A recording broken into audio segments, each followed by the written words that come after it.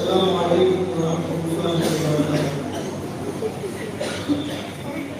إن الحمد لله نحمده ونستعينه ونستغفره ونعوذ بالله من شرور أنفسنا ومن سيئات أعمالنا. من يهده الله فلا مضل له ومن يضلل فلا هادي له. وأشهد أن لا إله إلا الله وحده لا شريك له وأشهد أن محمدا عبده ورسوله.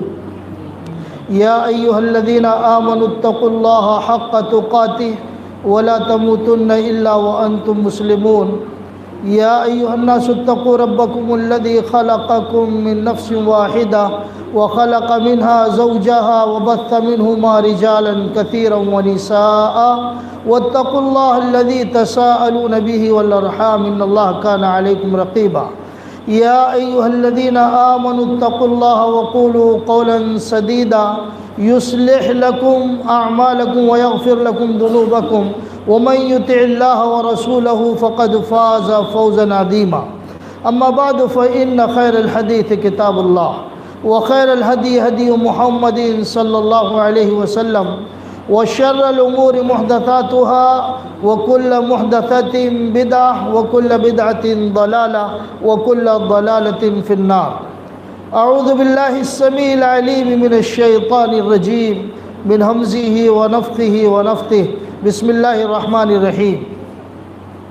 فليحذر الذين يخالفون عن أمره أن تصيبهم فتنة أو يصيبهم عذاب أليم. صدر محترم، اسٹیج پر موجود علماء کرام، ذمہ داران مسجد اور جماعت اور جمعیت کے تمام احباب اور میری ماں اور بہنوں، اللہ تبارک و تعالیٰ کا سب سے پہلے ہم یہ شکر ادا کرتے ہیں کہ اللہ نے ہمیں یہ موقع نصیب فرمایا کہ اس کے ذکر کی محفل میں ہم لوگ شریک ہوئے، اور اس ذکر کی محفل میں شریک ہو کر ہم نے ابھی معصوم بچوں کی زبانی اور بچیوں کی زبانی اللہ تبارک و تعالیٰ کے دین کی کچھ باتیں سنی ہیں، اور آگے بھی کچھ باتیں انشاءاللہ سنیں گے. اللہ تعالیٰ ہماری ان تمام کوششوں کو قبول فرمائے، اور جو چیزیں ہم سنیں اللہ تعالیٰ اس پر ہمیں عمل کی توفیق عطا فرمائے. اپنی بات کے آغاز سے پہلے، یا جو مضمون میں کہنا چاہتا ہوں اس سے پہلے، اگر یہ بات نہ کہوں تو اس مجلس کی ناقدری ہوگی یا پھر اس مجلس کا حق ادا نہیں ہوگا. جو میں نے ابھی تقریر سنی ہے بچوں کی اور بچیوں کا ایک مظاہرہ، دینی مظاہرہ جو میں نے دیکھا ہے، اس تعلق سے میں آج کچھ باتیں کر کے پھر اپنی مضمون پر بات کروں گا. دیکھیے، یہ جو بچے ہیں، جن بچوں کے خاص طور پر قرآن مجید کی تعلیم کے لیے آپ نے اس مسجد میں اہتمام کیا ہے، ہم لوگ ایسا لگتا ہے بظاہر بہت ساری جگہ اس کو بہت معمولی چیز سمجھتے ہیں، لیکن میں اس کے بارے میں آپ کو ایک حقیقت بتانا چاہتا ہوں.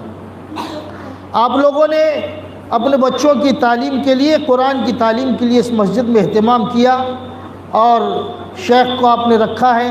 شیخ اس میں محنت کرتے ہیں. آپ جانتے ہیں کہ اس کی فضیلت کیا ہے. بہت سارے گاؤں ہیں، قریے ہیں جہاں پر مساجد نہیں ہیں، قرآن کی تعلیم کا کوئی اہتمام نہیں ہے. آپ دیکھو ان قریوں میں، ان گاؤں میں کہ عجیب ویرانہ پن لگتا ہے، عجیب قسم کے حالات ہیں وہاں کے. اور جہاں مساجد ہیں اور اللہ کے کلام کی تعلیم کا اہتمام ہے، آپ وہاں کا جائزہ لے کر دیکھیے کہ آپ کو وہاں رونق نظر آئے گی. اس کے بارے میں کبھی آپ نے سوچا ہے کہ ایسا کیوں ہے؟ میں آپ کو ایک چیز سمجھانا چاہتا ہوں. جو آپ اپنے مسجد میں اس کا اہتمام کرتے ہیں، شیخ محنت کرتے ہیں، اور اس کے جو ذمہ دار ہیں جو اس کے لیے کوشش کرتے ہیں، ہمارے یہ معصوم بچے جب اللہ کے کلام کو اپنے سینے سے چمٹا کر اپنے گھروں سے نکلتے ہیں اللہ کے دین کو سیکھنے کے لیے، تو یہ کوئی معمولی چیز نہیں ہے. یہ اللہ کا کلام اپنے سینے سے لگا کے جب اپنے گھروں سے نکلتے ہیں تو فرشتے ان کے قدموں کے نیچے اپنے پروں کو بچھاتے ہیں، پروں کو بچھاتے ہیں۔ اور جب یہ بچے مسجد میں آتے ہیں اور اپنے استاد کے سامنے بیٹھ کر جب یہ قرآن پڑھتے ہیں، سیکھتے سکھاتے ہیں، تو فرشتے اس مجلس میں حاضر ہوتے ہیں اور وہ فرشتے جو حاضر ہوتے ہیں اس کی لمبی تفصیل حدیث میں بیان کی گئی۔ اللہ کی طرف سے قسم کی سکینت کا نزول ہوتا ہے، فرشتے اس مجلس کو گھیر لیتے ہیں۔ جس معاشرے میں، جن مساجد میں اور جن گلیوں اور کوچوں میں فرشتے حاضر ہو کر اپنے پروں کو بچھاتے ہوں یا ان مجلسوں کو گھیر لیتے ہوں، آپ سوچو اللہ کی طرف سے کس طرح کی رحمت و برکت کا اس میں نزول ہوتا ہو۔ بہت فضیلت والی چیز ہے، یہ معمولی چیز نہیں ہے جو ہم اپنے بچوں کو قرآن کی تعلیم دے رہے ہیں، یہ بہت عظیم ترین چیز ہے۔ حضرت عبداللہ بن مسعود رضی اللہ عنہ فرماتے ہیں، من کان یحب القرآن فہو یحب اللہ ورسولہ۔ جو لوگ، آپ میں سے جتنے بھی لوگ ہیں اپنے بچوں کو قرآن کی تعلیم دلواتے ہیں، اس کے لیے محنت کوشش کرتے ہیں، مساجد بھیجتے ہیں، بچوں کو وقت پر اٹھاتے ہیں، پھر مسجد بھیجتے ہیں، قرآن کی تعلیم کا اہتمام کرتے ہیں، کچھ ذمہ دار ہیں اور سارے کے سارے جس علاقے کے لوگ ہیں جو محنت کرتے ہیں، ان کو میں سمجھانا چاہتا ہوں کہ عبداللہ بن مسعود رضی اللہ عنہ نے فرمایا کہ جو آدمی قرآن مجید سے محبت کرتا ہے وہ اس بات کی دلیل ہے کہ وہ اللہ اور اس کے رسول سے محبت کرتا ہے۔ قرآن سے محبت اللہ اور اس کے رسول سے محبت کی دلیل ہے۔ اور یہ جو چیز ہے اس کے بارے میں ایک منظر کشی کی ہے قرآن مجید میں، وہ بھی اس کے بھی ہم مستحق ہیں۔ اللہ فرماتا ہے کہ قل بفضل اللہ وبرحمتہ فبذلک فلیفرحوا هو خیر مما یجمعون۔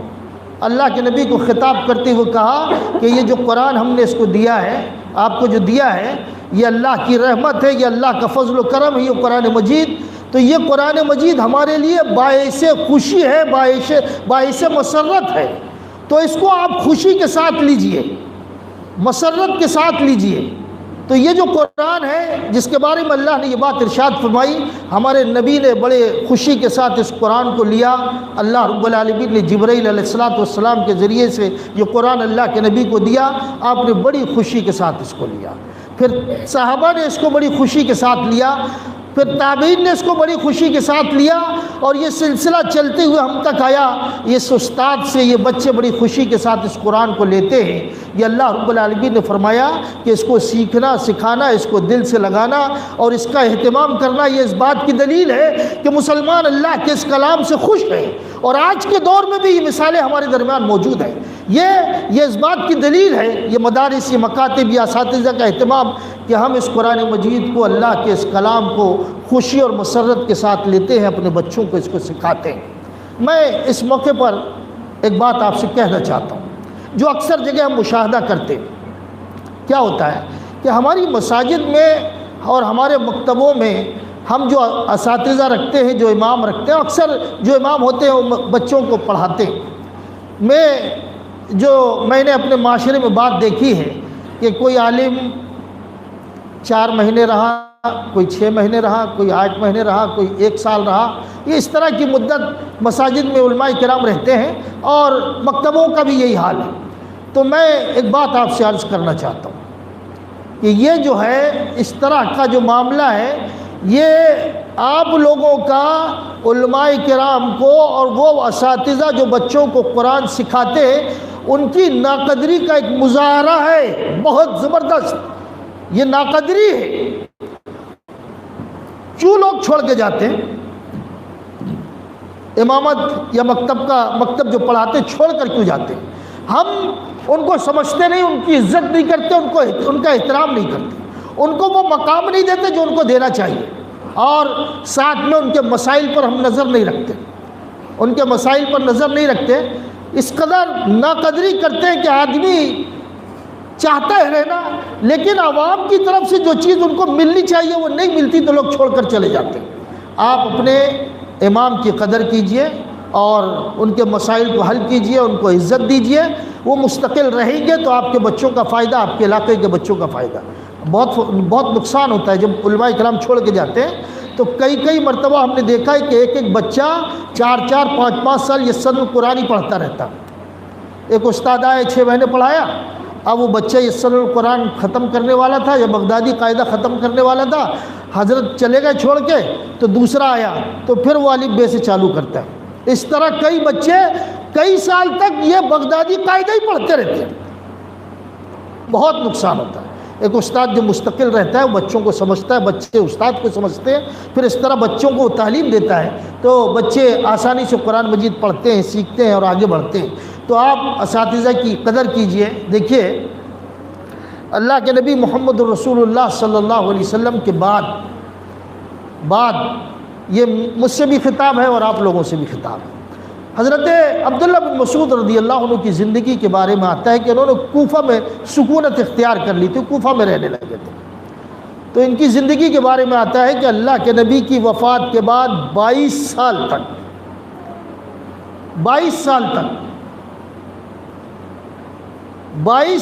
تک مسلسل قرآن مجید لوگوں کو سکھاتے تھے، اس کی تعلیم دیتے تھے، اور کوفہ میں کئی ایک حلقے قرآن مجید کی تعلیم کو انہوں نے قائم کیا، باقاعدہ ان میں قرآن کی تعلیم ہوتی تھی 22 سال۔ اسی طرح حضرت ابو موسیٰ اشعری رضی اللہ عنہ، ان کو بصرہ کا گورنر بنایا گیا، بصرہ میں رہتے تھے۔ ایک مرتبہ حضرت عمر نے حضرت انس رضی اللہ عنہ کو بلایا کسی بات سے بصرہ سے، تو حضرت عمر نے پوچھا کہ کیف ترکت الاشعری، تم نے کس حال میں کس طرح ابو موسیٰ اشعری کو چھوڑا؟ جب تم بصرہ سے نکلے تو ابو موسیٰ کی کیا حال تھے؟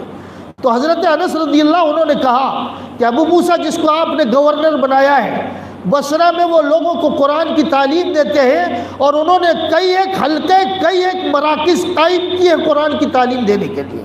یہ صحابہ کرام کے حال تھے کئی برس تک۔ ہمارے ایک استاد تھے، اللہ کو پیارے ہو گئے، اور بخاری پڑھاتے تھے، شیخ الحدیث عبد الواجد رحمانی رحمہ اللہ۔ آزادی سے پہلے دلی میں مدرسہ تھا رحمانیہ، اس کے فارغ تھے، سند حدیث کی سند لینے کے لیے وہاں گئے۔ وہ جس مسجد میں امامت کرتے تھے، تراویح پڑھاتے تھے، انہوں نے تقریباً 60 سال تک تراویح پڑھائی، 60 سال، 83 سال 84 سال کی عمر میں ان کی وفات ہوئی تھی۔ تو جب وہ فارغ ہوئے، فارغ ہونے کے بعد اپنے گاؤں میں جب رہے تو گاؤں سے عمر آباد پڑھانے کے لیے آیا کرتے تھے گاڑی میں۔ انہوں نے پوری زندگی جس مسجد میں امامت کرتے تھے، پوری زندگی اس مسجد میں گزاری، اور 60 سال تک لگاتار نماز تراویح پڑھائی۔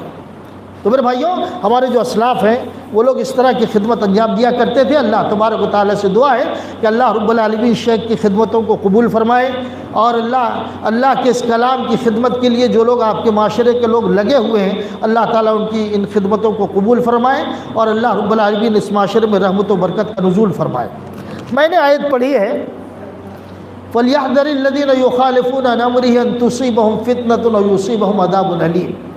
میں یہ بتانا چاہتا ہوں کہ ہمارا جو معاشرہ یہ اہل حدیث مسجد ہے، اور اہل حدیث مسجد ہے، اس میں میرا ایسا خیال ہے تقریباً سارے ہی لوگ اہل حدیث ہیں۔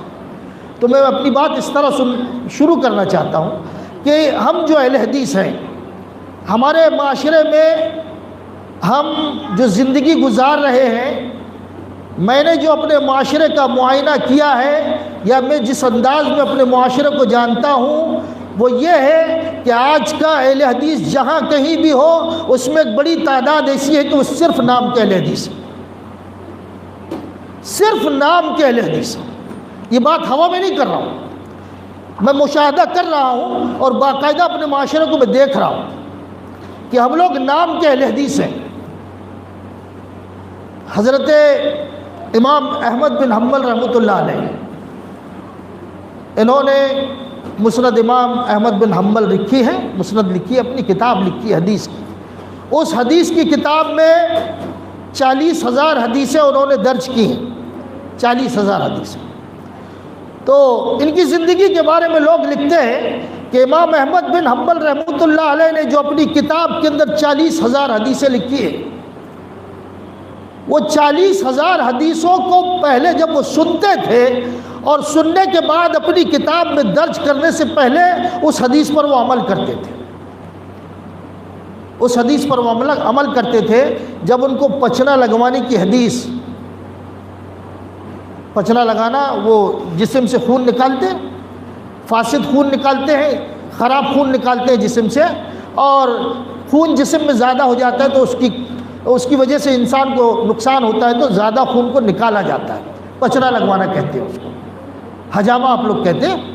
تو امام احمد بن حنبل رحمۃ اللہ علیہ نے جب یہ حدیث سنی کہ اللہ کے نبی نے اپنی زندگی میں پچنا لگوایا ہے، حجامہ کروایا، اپنے جسم سے خون نکلوایا ہے، جب یہ حدیث سنی تو انہوں نے اپنی زندگی میں پچنا نہیں لگایا تھا، کبھی بھی حجامہ نہیں کرایا تھا۔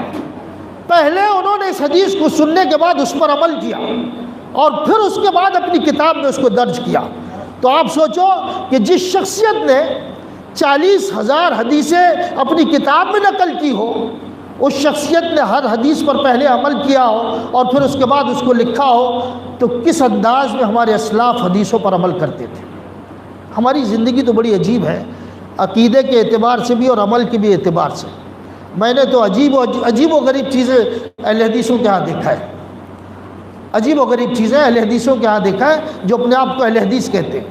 کسی اہل حدیث کے ہاں ناریل لٹکا ہے، کسی اہل حدیث کے ہاں تعویذ لٹکا ہے، کسی اہل حدیث کے ہاں تغرا لٹکا ہے، کسی اہل حدیث کے ہاں آپ دیکھو تعویذ و گنڈے لٹکے ہوئے ہیں، بچے دھاگے پہنے ہوئے ہیں۔ یہ اہل حدیثوں کی حالت ہے، اہل حدیثوں کی یہ حالت ہے، یہ کیفیت ہے۔ میرے بھائیوں، ایک بات یاد رکھو کہ آپ اہل حدیث ہو اور معاشرہ آپ کو کتاب و سنت پر عمل کرنے والے کی حیثیت سے جاننا چاہیے۔ اگر آپ اہل حدیث ہو تو قرآن کے ساتھ آپ کا عمل حدیث پر بھی ہونا چاہیے، اور حدیث پر عمل اس اعتبار سے، اس نظریے سے اور اس یقین کے ساتھ ہونا چاہیے۔ اللہ کے نبی محمد رسول اللہ صلی اللہ علیہ وسلم کی خدمت میں صحابہ کرام موجود ہیں۔ صحابہ کرام کی مجلس میں اللہ کے نبی نے کہا کہ یا ایھا الناس قد فرض علیکم الحج فحجوا۔ اللہ کے نبی نے کہا کہ لوگوں حج کرو، تمہارے اوپر حج فرض ہو گیا۔ میں نقطہ سمجھانا چاہتا ہوں کہ نبی کی حدیث کا اسلام کے اندر کیا مقام ہے، اللہ رب العالمین کے نزدیک کیا مقام ہے، وہ چیز آپ کو سمجھانا چاہتا ہوں، جسے ہم اہل حدیث خود بہت معمولی انداز میں لیتے ہیں۔ اللہ کے نبی نے فرمایا کہ لوگوں تم پر حج فرض کر دیا گیا، اب تم لوگ حج کرو۔ تو مجلس میں سے ایک آدمی کھڑا ہوا اور اس نے کہا کیا کل عام یا رسول اللہ، اللہ کے رسول یہ حکم ہر سال کے لیے ہے؟ تو اللہ کے نبی نے صلی اللہ علیہ وسلم نے خاموشی اختیار کی، خاموش رہ گئے۔ پھر 2 مرتبہ، پھر دوسری مرتبہ اس آدمی نے یہی سوال کیا کہ اللہ کے رسول کیا ہر سال حج فرض ہے؟ تو اللہ کے نبی صلی اللہ علیہ وسلم خاموش رہے۔ تیسری مرتبہ بھی اس آدمی نے یہی سوال کیا، آپ خاموش رہے۔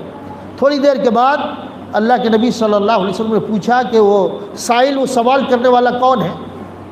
تو صحابی نے کہا میں ہوں اللہ کے رسول۔ اللہ کے نبی صلی اللہ علیہ وسلم نے فرمایا کہ میں نے یہ کہا تم سے کہ اللہ نے تم پر حج فرض کر دیا ہے، اب ہر سال تم حج کرو۔ تم نے سوال کیا کہ کیا ہر سال؟ تمہارے سوال پر اگر میں کہہ دیتا کہ نام ہاں ہر سال حج فرض ہے، تو میری امت پر ہر سال حج فرض ہو جاتا۔ آپ ذرا غور کرو جملے پر اللہ کے نبی کے صلی اللہ علیہ وسلم کے، کہ اگر میں یہ کہہ دیتا نام ہاں کہ ہر سال فرض ہے، تو قیامت تک کے آنے والے تمام لوگوں کے لیے حج ہر سال فرض ہو جاتا۔ اس لیے جتنی بات میں کہتا ہوں اس پر عمل کرو، اور اس کے آگے اس طرح کے بیجا سوال مت کرو۔ یعنی اللہ کے نبی یہ بتانا چاہتے ہیں کہ جس چیز کو میں ہاں کہہ دوں وہ قیامت تک کے لیے ہاں ہے، اور جس چیز کو میں نہ کہہ دوں وہ قیامت تک کے لیے نہ ہے۔ یہ مقام ہے شریعت میں اللہ کے نبی محمد رسول اللہ صلی اللہ علیہ وسلم کی بات کا، آپ کی سنت کا، آپ کی حدیث کا۔ ایک اور چیز آپ کو سمجھاتے ہوئے آگے بڑھتا ہوں۔ ہم لوگ کیا سمجھتے ہیں کہ یہ جو حدیث ہے یہ ایسے ہی ہے۔ آپ دیکھیں گے اکثر اہل حدیثوں کو، پانی اٹھایا بائیں ہاتھ سے پی لیا، بچے گھروں میں بائیں ہاتھ سے کھا رہے ہیں پی رہے ہیں۔ آپ دیکھتے ہوں گے گھروں میں بائیں ہاتھ سے کھا رہے ہیں پی رہے ہیں۔ کئی لوگ ہوٹلوں میں چائے پی رہے ہیں تو بائیں ہاتھ سے پی رہے ہیں۔ یہ عام لوگوں کی بات نہیں، اہل حدیثوں کی بات کرو۔ بائیں ہاتھ سے کھا لیے پی لیے، کوئی مذائقہ نہیں، چل رہی بات، اور ہے اہل حدیث۔ میں آپ سے یہ پوچھتا ہوں کہ آپ کبھی اس مزاج کے ساتھ زندگی گزارتے ہیں یا عمل کرتے ہیں کہ ہم اہل حدیث ہیں تو کتاب و سنت پر ہماری زندگی میں عمل ہونا چاہیے؟ اکثر لوگ بڑے بڑے لوگوں کو میں دیکھتا ہوں، پانی لیا بائیں ہاتھ سے پی لیا. مسجد میں آنے کا طریقہ نہیں معلوم کہ کون سا پیر پہلے رکھنا ہے کون سا بعد میں رکھنا ہے. بیت الخلا گئے تو یہ نہیں معلوم کہ کون سا پیر پہلے رکھنا ہے بعد میں کون سا پیر رکھنا ہے. یہ اہل حدیثوں کی بات ہے. یہ جو حدیث ہے یہ معمولی چیز نہیں ہے، بہت اہم ترین چیز ہے ہماری زندگی میں. اللہ کے نبی محمد رسول اللہ صلی اللہ علیہ وسلم کی مجلس میں لوگ ایک آدمی کھانا کھا رہا ہے تو اس آدمی نے کھانا بائیں ہاتھ سے کھایا. جناب محمد رسول اللہ صلی اللہ علیہ وسلم نے کہا کہ کل بیمینک، اپنے داہنے ہاتھ سے کھاؤ، اپنے داہنے ہاتھ سے کھاؤ. تو اس آدمی نے کہا کہ لا استطیع، میں اس کی طاقت نہیں رکھتا. تکبر کی بنیاد پر اللہ کے نبی کی بات کا انکار کر دیا اس نے. آپ کی نصیحت کا انکار کر دیا، آپ کی بات کا انکار کر دیا اس آدمی نے تکبر کی بنیاد پر. لوگ بیٹھے تھے، اس نے کہا کہ میں اس کی استطاعت نہیں رکھتا دائیں ہاتھ سے کھانے کی، بائیں سے کھا رہا تھا، کھاتا رہا. تو اللہ کے نبی محمد الرسول اللہ صلی اللہ علیہ وسلم کی زبان مبارک سے اس موقع پر ایک جملہ نکلا کہ یہ استطاعت تجھے زندگی میں کبھی نصیب نہیں ہوگی. یعنی جو داہنا ہاتھ ہے اس سے کھانے کی طاقت تجھے کبھی نصیب نہیں ہوگی. تو جو راوی ہیں وہ کہتے ہیں کہ پھر زندگی میں کبھی بھی اس کا یہ داہنا ہاتھ اس کے اوپر منہ کی طرف نہیں اٹھا، اوپر اٹھا ہی نہیں. کبھی زندگی میں اس کا داہنا ہاتھ نہیں اٹھا. نبی نے جو جملے کہے اللہ نے اس جملوں کو قبول فرمایا، اور سنت کا انکار کرنے والا کی وجہ سے اس پر یہ عتاب نازل ہوا اللہ کا کہ اس کا داہنا ہاتھ اس کے منہ کی طرف کبھی نہیں اٹھا. اگر ہم اپنی زندگی گزار رہے ہیں تو ہماری عملی زندگی کے اندر ہم اہل حدیثوں کو نبی کے فرمان پر عمل کرتے ہوئے زندگی نظر آنا چاہیے کہ ہم اہل حدیث ہیں، نظر آنا چاہیے. ہم دوسروں کی طرح تھوڑی، اور ہم سے لوگ ہماری زندگی کو دیکھ کر سیکھنا چاہیے. عجیب و غریب زندگی ہے اہل حدیثوں کی، عجیب و غریب. ہمارے یہاں بھی درس چل رہا تھا تو مغرب بعد درس ہوتا. ہم نے کئی دنوں سے وہ مسلمان جو ہے اسلام سے کیسے نکل جاتے ہیں، کیسے خارج ہوتے ہیں، تو اس پہ ایک درس چل رہا تھا. مغرب کے بعد ہم نے درس دیا کہ دین اسلام کا جو بھی اصول اور ضابطہ ہے، دین اسلام کا جو بھی اصول اور ضابطہ ہے، جو بھی قانون ہے، وہ قانون ایسا قانون ہے کہ اس کو ہر مسلمان کو اس پر ایمان رکھنا ہے، اس پر یقین کرنا ہے آدمی. اور یہ یقین رکھنا ہے کہ اس سے بہترین قانون دنیا کے اندر کوئی نہیں. تو ہم نے یہ درس دیا. اگر کوئی آدمی یہ یقین رکھتا ہے کہ اسلام کے قوانین کے علاوہ بھی جو دنیاوی قوانین اس سے بہتر ہے، یا اس سے بھی بہتر فلاں مذہب کا قانون ہے، اگر کوئی یہ یقین رکھتا ہے تو وہ اسلام کے خلاف ہے، وہ اسلام کے عقیدے سے باہر ہے، اسلامی عقیدے سے باہر ہے. تو ایک نوجوان نے اکیلے میں مل کر ہم سے کہا کہ مولانا میں 5 وقت نمازی ہو رہا، فجر کی نماز میں بھی آتا ہے.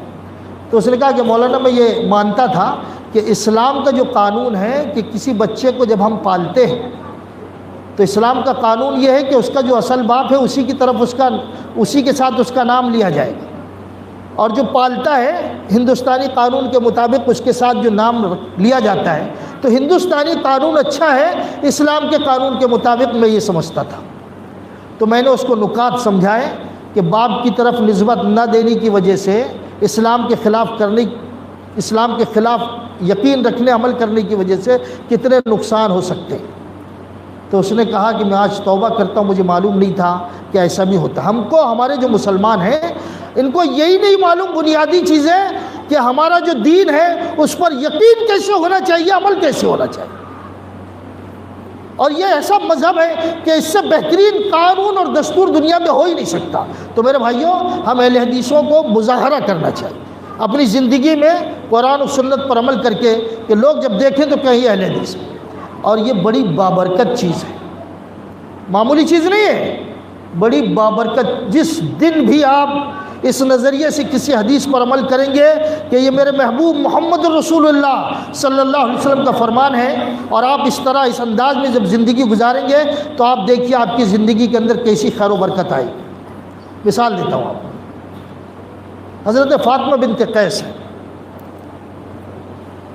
فاطمہ بنت قیس ہیں، ان کی طلاق ہو گئی تھی، بہت لمبا واقعہ ہے۔ اللہ کے نبی صلی اللہ علیہ وسلم کی خدمت میں حاضر ہوئی تو اللہ کے نبی نے کہا کہ جب تمہاری عدت پوری ہو جائے گی تو میرے پاس آنا۔ عدت پوری ہونے کے بعد ان کے پاس رشتے آئے، حضرت معاویہ کا ایک رشتہ آیا، ابو جہم کا ایک رشتہ آیا، حضرت اسامہ کا ایک رشتہ آیا۔ تو اللہ کے نبی کی خدمت میں پہنچی، کہا اللہ کے رسول یہ 3 رشتے میرے پاس آئے ہوئے، مجھے آئے ہوئے ہیں شادی کے لیے، 3 رشتے، میں آپ سے مشورہ چاہتی ہوں۔ تو حضرت فاطمہ بنت قیس نے کہا کہ پہلا رشتہ معاویہ کا ہے۔ تو اللہ کے نبی نے کہا کہ معاویہ ایسے آدمی ہیں کہ مال و دولت ان کے پاس نہیں ہے، غریب ہے۔ دوسرا نام تھا ابو جہم رضی اللہ عنہ۔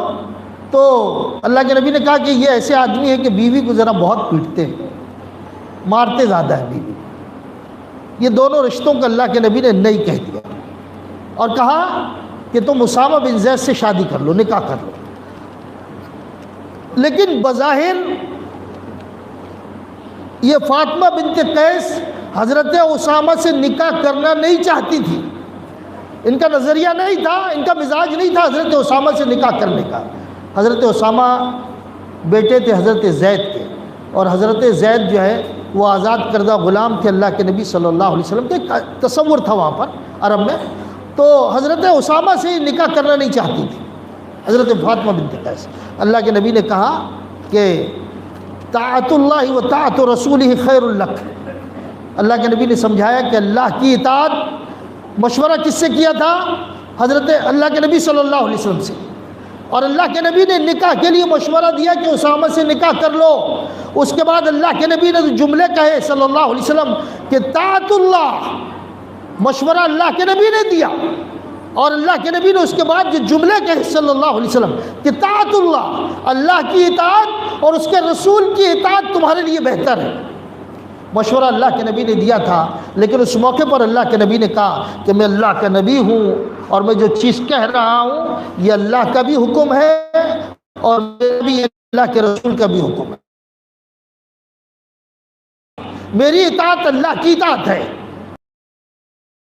اللہ کی اطاعت کرتا ہے اور میری اطاعت کرتا ہے۔ بنت قیس کہتی ہیں کہ اللہ کے نبی نے جب یہ بات کہی تو میں نے حضرت اسامہ سے نکاح کر لیا۔ پھر اس کے بعد وہ کہتی ہیں کہ اللہ کے نبی کی بات کو تسلیم مانتے ہوئے، آپ کی اطاعت اور فرمانبرداری کرتے ہوئے جب میں نے نکاح کر لیا حضرت اسامہ سے، تو میری زندگی میں اتنی خیر و برکت آئی کہ میرے وقت کی جو عورتیں تھیں میری شادی شدہ زندگی پر رشک کرتی تھیں۔ کیوں؟ یہ زندگی کیوں ملی؟ میں نے نبی کی اطاعت کی، فرمانبرداری کی، تو اللہ نے میری زندگی میں خیر و برکت نازل فرمائی۔ جو سنت ہے یہ بڑی عظیم ترین چیز ہے، اہل حدیثوں اس کو سمجھو۔ یہ جو سنت ہے اللہ کے نبی کی، جو حدیث ہے، جو بات ہے، یہ بڑی عظیم ترین چیز ہے۔ یہ جب زندگی میں نافذ کرو گے تو اس کی برکت اپنی زندگی کے اندر دیکھو۔ تو اپنا مزاج بناؤ کہ اللہ کے نبی صلی اللہ اہل حدیث ہو تو اللہ کے نبی کی اطاعت اور فرمانبرداری کرتے ہوئے زندگی گزارو۔ حدیث کو اپنی زندگی میں نافذ کرو، احادیث رسول کو نافذ کرو، چھوٹی چھوٹی چیزوں میں، چھوٹی چھوٹی باتیں۔ ہمارے بڑے بڑے بزرگ ہوں گے، اگر آپ سوال کریں گے، یہ کوئی انوکھی بات نہیں۔ کئی لوگوں سے آپ پوچھیں گے آپ استنجا کیسے کرتے ہو تو لوگوں کو وہ طریقہ بھی نہیں معلوم ہوگا۔ کئی لوگوں کو بزرگ ہو گئے یہ بھی نہیں پتہ ہوگا کہ نبی کا طریقہ کیا ہے، نبی نے اس کے بارے میں کیا کہا ہے۔ تو ہم اہل حدیثوں کو اپنا مزاج بنانا چاہیے کہ ہم اللہ کے نبی کی بات پر عمل کرتے ہوئے، قرآن تو ہم عمل کرتے ہیں، اللہ کے نبی کی بات پر بھی عمل کرتے ہوئے زندگی گزاریں، تو یہ چیز بھی ہمارے لیے باعث خیر و برکت ہے، بہت اہم ترین چیز ہے یہ۔ دیکھو صحابہ کرام نے اس کا بڑا اہتمام کیا ہے، بہت اہتمام کیا ہے۔ اللہ کے نبی صلی اللہ علیہ وسلم ایک مرتبہ مسجد نبوی میں ہیں، اور اس زمانے میں عورتیں مردوں کے ساتھ نماز ادا کرتی تھیں۔ نماز پیچھے عورتوں کی صف ہوتی تھی، آگے تو نکلتے وقت جو ہے کچھ عورتوں کا اختلاط ہوتا تھا مردوں کے ساتھ۔ تو ایک موقع پر اللہ کے نبی صلی اللہ علیہ وسلم نے ارشاد فرمایا، اللہ کے نبی فرماتے ہیں کہ ایک دروازے کی طرف مسجد نبی کے اشارہ کرتے ہوئے کہ میرا دل چاہتا ہے کہ اس دروازے کو عورتوں کے لیے مخصوص کر دوں، خاص کر دوں۔ یہ جملہ حضرت عبداللہ بن عمر رضی اللہ عنہ نے سنا کہ میرے نبی نے یہ فرمایا کہ میرا دل چاہتا ہے کہ اس دروازے کو عورتوں کے لیے خاص کر دوں. تو حضرت نافع جو اس حدیث کے راوی ہیں، اس واقعے کے راوی ہیں، وہ بیان کرتے ہیں. آپ سوچو ذرا کہ نبی نے صرف یہ کہا کہ میرا دل چاہتا ہے کہ اس دروازے کو عورتوں کے لیے خاص کر دوں. تو کس موقع پر کہا اللہ کے نبی نے کہ جب نکلنے کا اور آنے کا موقع ہو تو یہ دروازہ عورتوں کے لیے خاص کر دیا جائے.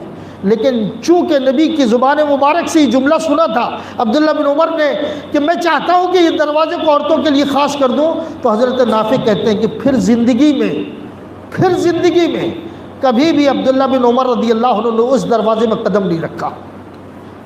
مسجد خالی ہو تب بھی، مسجد بھری ہو تب بھی، پھر کبھی بھی اس جملے کو سننے کے بعد اس دروازے پر حضرت عبداللہ بن عمر رضی اللہ عنہ نے قدم نہیں رکھا. یہ ہے اللہ کے نبی صلی اللہ علیہ وسلم کی احادیث پر یا آپ کی بات پر عمل کرنے کا نمونہ. اس طرح کی زندگی ہم اہل حدیثوں کو، بڑا عجیب ماحول ہے ہمارا بڑا عجیب ماحول ہے. ہم تو وہ سب کر لیتے ہیں جو حدیث کے خلاف ہے، قرآن کے خلاف ہے، اور پھر بھی اہل حدیث ہے. پھر میں نے بھی بتایا آپ کو کہ لوگوں کے ہاں ناریل لٹکے ہیں اور اہل حدیث ہیں، توغرے لٹکے ہیں اہل حدیث ہیں، پلیتے جلا رہے ہیں اہل حدیث ہیں، بچے دھاگے پہنے ہوئے اہل حدیث ہیں. یہ کیا ہے؟ یہ کیا چیز ہے ہماری زندگی کے اندر؟ آپ اللہ اور اس کے رسول پر یقین نہیں رکھتے، اللہ کی کتاب اور رسول کی حدیث پر یقین نہیں رکھتے. یہ سب چل رہا ہے اہل حدیثوں کا کیا کچھ. اور آپ اپنی زندگی میں دیکھو کتنی کوتاہی ہمارے، بے انتہا کوتاہی ہمارے اندر عملی زندگی میں. ہم لوگ اپنی جو زندگی گزارتے ہیں اس میں دیکھیں ہماری زبان کیسی ہے، ہمارا اخلاق کیسا، ہمارا کردار کیسا، ہم کس انداز میں جی رہے ہیں.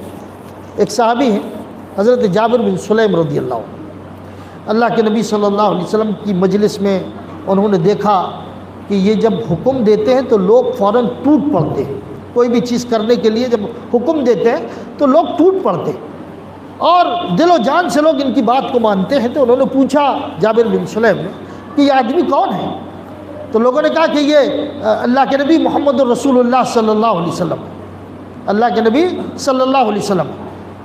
تو اللہ کے نبی کی خدمت میں حاضر ہوئے، اللہ کے نبی کی خدمت میں حاضر ہوئے اور کہا کہ آپ کی دعوت کیا ہے؟ تو اللہ کے نبی نے توحید کی دعوت دی، شرک سے منع کیا اور دین کی جو خوبیاں ہیں وہ بیان کی. تو جابر بن سلیم رضی اللہ عنہ نے اسلام قبول کر لیا. اس موقع پر اسلام انہوں نے قبول کر لیا. جب اسلام قبول کر لیا تو اللہ کے نبی کے پاس بیٹھے ہوئے کہا اللہ کے نبی سے کہ اللہ کے رسول مجھے کچھ وصیت کیجیے، کچھ وصیت کیجیے، کچھ خاص حکم مجھے دیجیے. تو اللہ کے نبی صلی اللہ علیہ وسلم نے ارشاد فرمایا کہ لا تسبن شیئا، کہ دیکھو جابر میری یہ وصیت ہے تمہیں کہ آئندہ زندگی میں تم کبھی بھی کسی چیز کو بھی گالی مت دینا. کئی ایک واقعات ہیں صحابہ کرام کے کہ اللہ کے نبی نے فلاں صحابی کو یہ وصیت کی، فلاں کو یہ وصیت کی، فلاں کو یہ وصیت کی. تو یہ جابر بن سلیم رضی اللہ عنہ انہوں نے اللہ کے نبی سے درخواست کی کہ اللہ کے رسول مجھے کچھ وصیت کیجیے.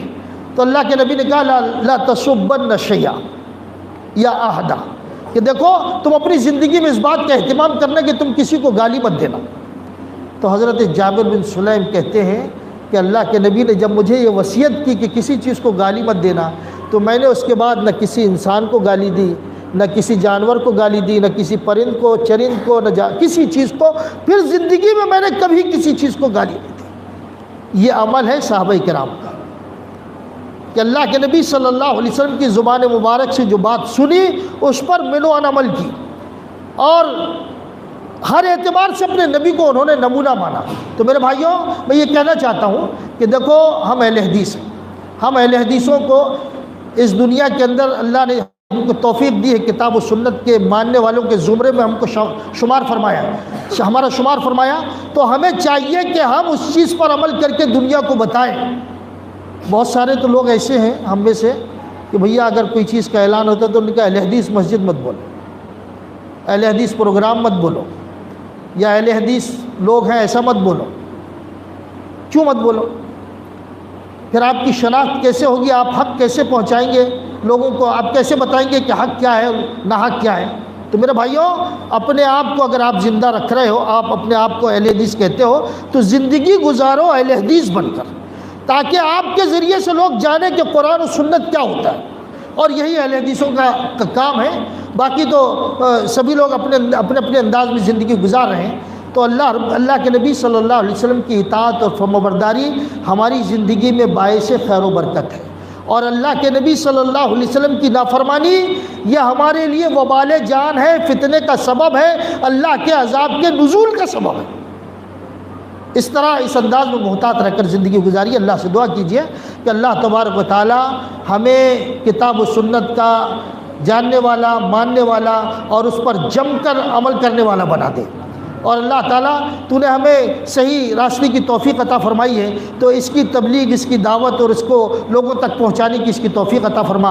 اللہ تبارک و تعالیٰ ہماری محنتوں کو قبول فرما، اور خاص طور پر یہاں پر جو لوگ اس کام کے لیے محنت کر رہے ہیں، شیخ ہیں اور ان کے ساتھ جو بھی متعلق ہیں، مسجد کے ذمہ دار، اللہ تعالیٰ ان کی محنتوں کو قبول فرمائے، اور اللہ رب العالمین سب کو اجر عظیم سے نوازے، دنیا اور آخرت کے اندر اللہ تبارک و تعالیٰ ان کے اوپر رحمتوں و برکتوں کا نزول فرمائے۔ آمین۔ وآخر دعوانا الحمد للہ رب العالمین۔